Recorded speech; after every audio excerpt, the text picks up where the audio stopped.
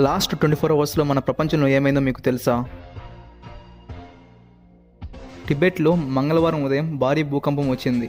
ఆ ప్రమాదంలో దాదాపు 126 మంది మరణించారు. మరో 185 మంది గాయాలతో బయటపడారు. సంక్రాంతి పండుగ దగ్గరికి రావడంతో ఆంధ్రప్రదేశ్ ప్రభుత్వం ఏపీఎస్ఆర్టీసీ నిత్యం నడిపే బస్సుల సంఖ్య పెంచబోతుంది. ఈ నెల 13 వరకు అదనంగా 3,900 బస్సుల్ని ప్రత్యేకంగా సంక్రాంతి పండుగ కోసం నడిపేందుకు ఏర్పాటు చేసింది. టెక్ జైంట్ కంపెనీ అయిన మైక్రోసాఫ్ట్ సీఈఓ సత్య నాదెళ్ల గారు ఇండియాలో దాదాపు 25,700 కోట్లని ఏఐ మరియు క్లౌడ్ ఎక్స్పాన్షన్ కోసం ఇన్వెస్ట్ చేశారు. దానితో పాటు 2030 కల్లా భారతదేశం నుంచి దాదాపు 1 కోటి మందికి ఏఐ స్కిల్ని ట్రైన్ చేస్తామని సత్య నాదెళ్ల గారు చెప్పారు.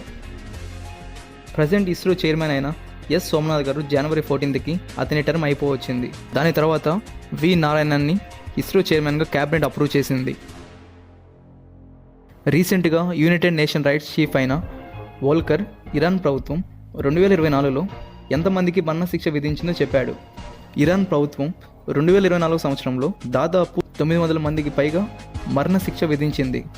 ఇలాంటి అన్ని డైలీ అప్డేట్స్ కోసం ఈ ఛానల్ని సబ్స్క్రైబ్ చేసుకోండి.